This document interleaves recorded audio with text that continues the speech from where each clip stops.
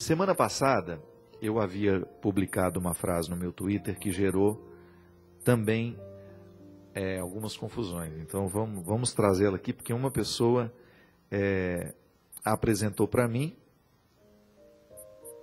Aqui. Eu publiquei o seguinte: sabemos que amamos quando somos capazes de mudar posturas por aqueles que dizemos amar. Vamos repetir. Sabemos que amamos quando somos capazes de mudar posturas por aqueles que amamos. Aí a Ivani escreveu assim: Padre, com essa frase o senhor me confunde. Ela é o avesso do seu livro, Quem Me Roubou de Mim. A gente não tem que ser nós mesmos? Ivani, você está um pouquinho equivocada.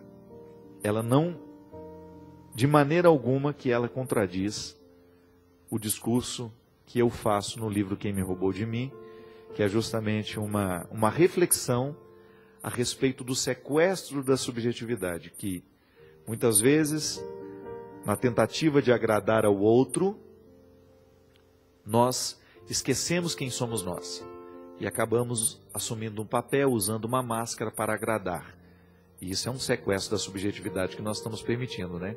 O outro acaba me exigindo que eu mude para que ele me ame. E eu, porque quero ser amado, acabo aceitando cumprir o papel que ele determinou para mim. Quando eu digo que nós sabemos que nós amamos o outro quando somos capazes de mudar por eles, eu estou falando de situações em que nós identificamos que somos defeituosos naquela atitude. No livro eu falo do roubo de algo que é positivo. Eu sou eu e vou permitir ser outro porque o outro quer que eu seja quem ele idealizou. Não, não é esse caso.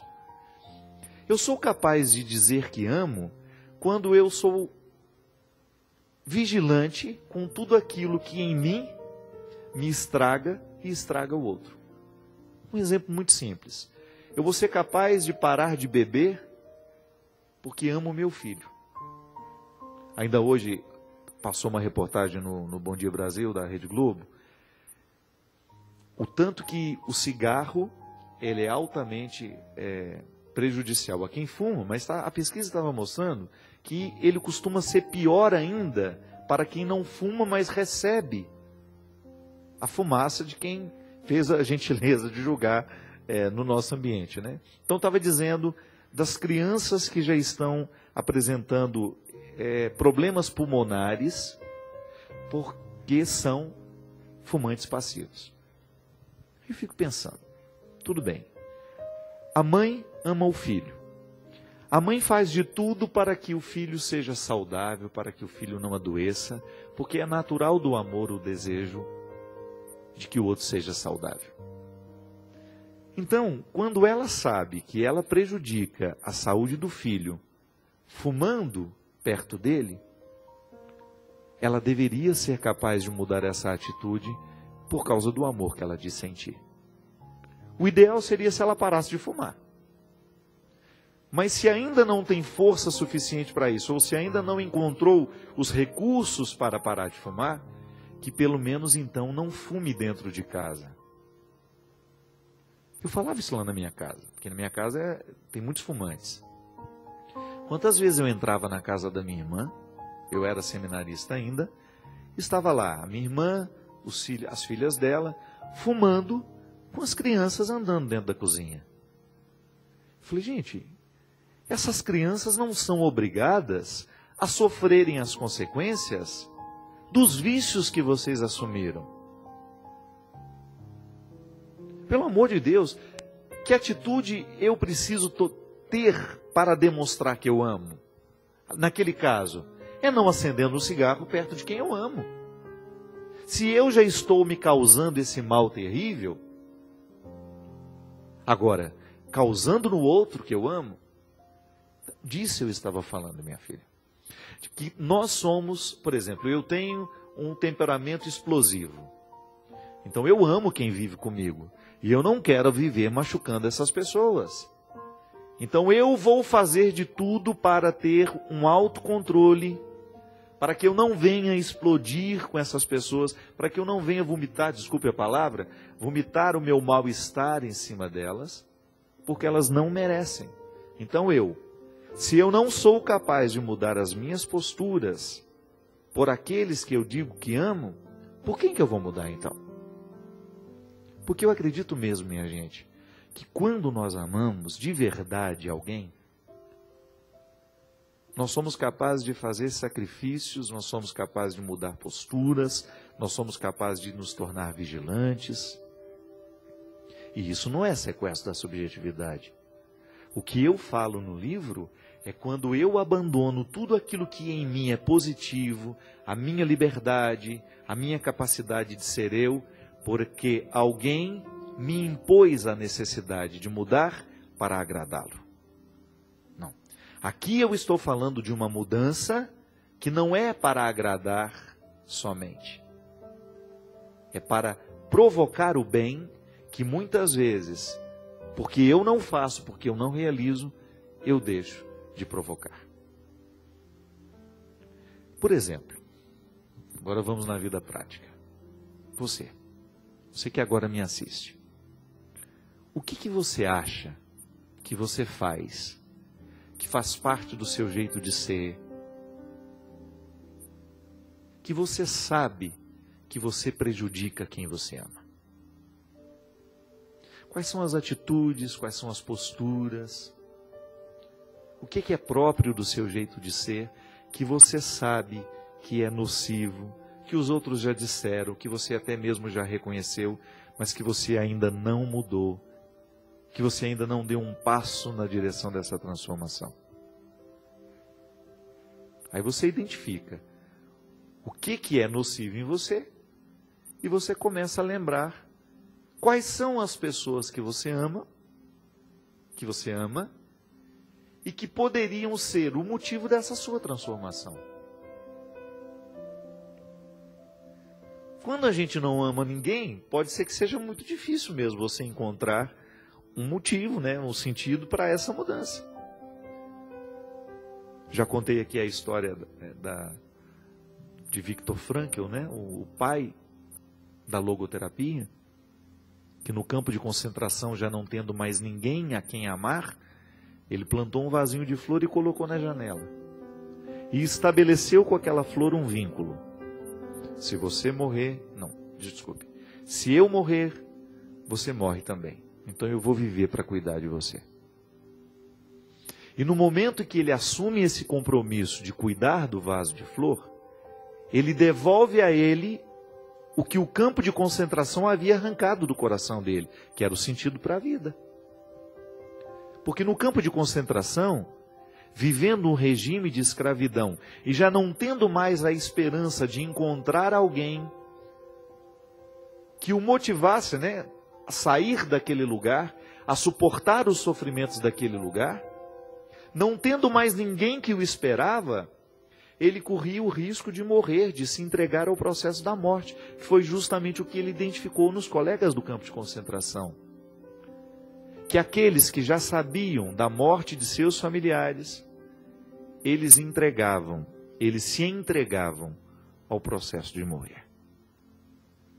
Perdiam o sentido da vida, porque já não tinha mais ninguém esperando por eles, e entregavam os pontos. Viktor Frankl, para não perder o vínculo com a vida, o que a filosofia chama de maneira tão sofisticada de elan vital, que é o que nos prende à vida, o que nos faz querer amanhecer todos os dias, trabalhar e lutar e não desanimar, fez com que aquele homem pudesse encontrar, então, ali naquele vasinho de flor, esse elan vital que o campo de concentração estava matando dentro dele. Minha gente, é só olhar nas janelas da nossa vida qual o vasinho de flor que a gente tem, para poder nos motivar a essa mudança. Eu creio que isso é tão válido. Você ser capaz de amar O amor é dinâmico, é bonito ser capaz de amar, mas vamos entrar no dinamismo desse amor, porque senão ele vira uma palavra infértil. Ou ele vira um sentimento que se vive muito sozinho, né? Não.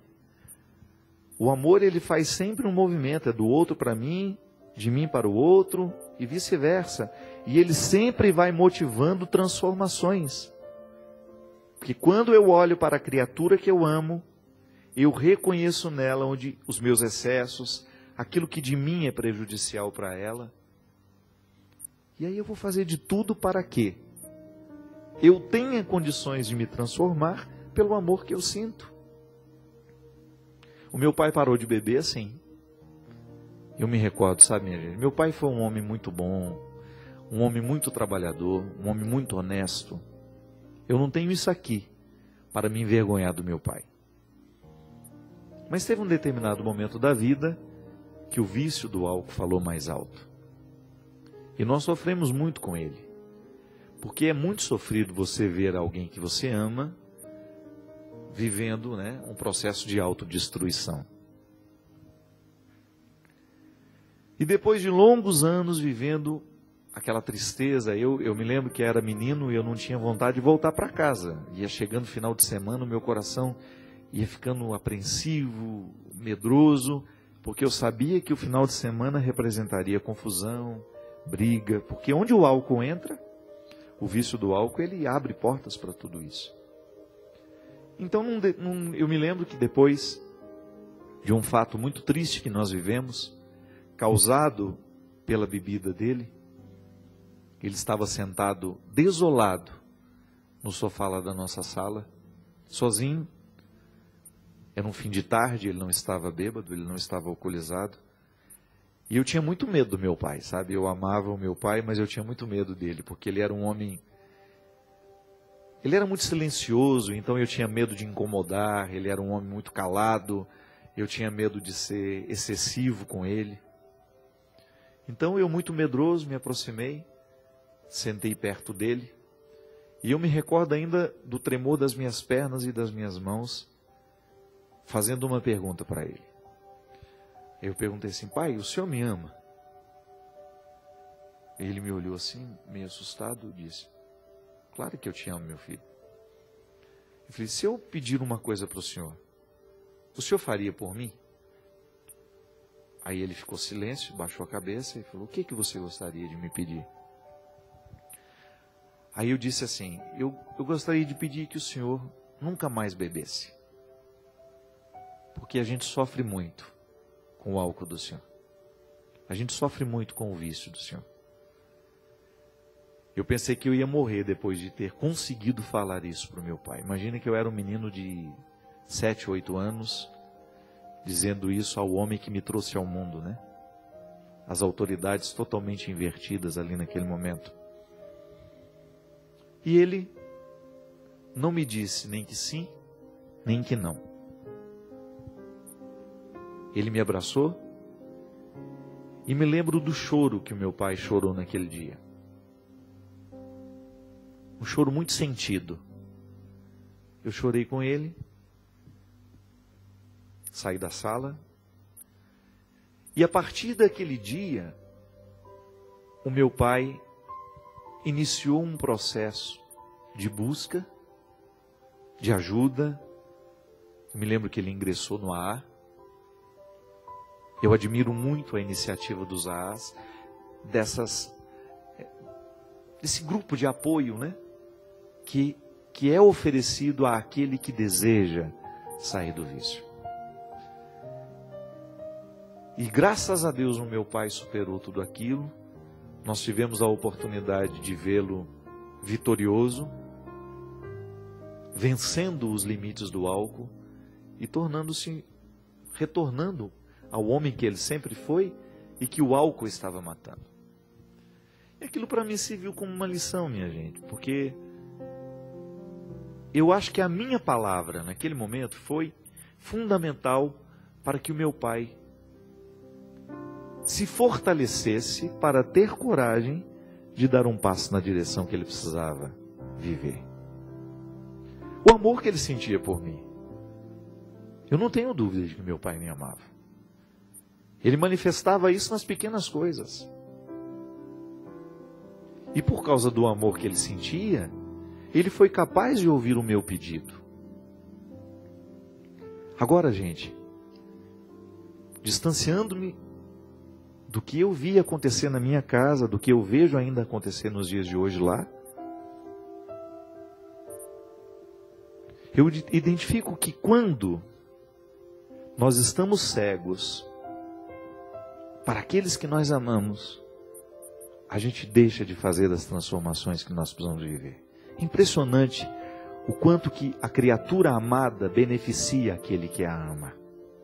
Porque é na criatura amada que eu identifico o que eu preciso fazer para ser melhor. Isso é o amor, é esse movimento que nos oferece um espelho para que a gente tenha condições de olhar e identificar o que eu preciso fazer para ser melhor. Por quem eu amo, por causa dos que eu digo que amo. É o retorno do amor, é o benefício do amor. É o outro me dando caminhos para eu trilhar e ser melhor. Então não tenha medo. Não tenha medo de olhar na janela da sua vida e descobrir o sentido de tudo isso. Por quem você precisa mudar? Por quem vale a pena mudar? Renovar o sentido da vida carece olhar as pessoas que estão ao nosso redor e a partir delas e por elas a gente tomar decisões que possam favorecer o nosso crescimento, que depois vai beneficiá-las. Toda vez que eu encontro um filho drogado, um filho perdido nas drogas, e eu olho para o sofrimento da mãe, ali eu vejo quem é que pode curar. Quem pode curar quem nessa história? É o amor que um sente pelo outro.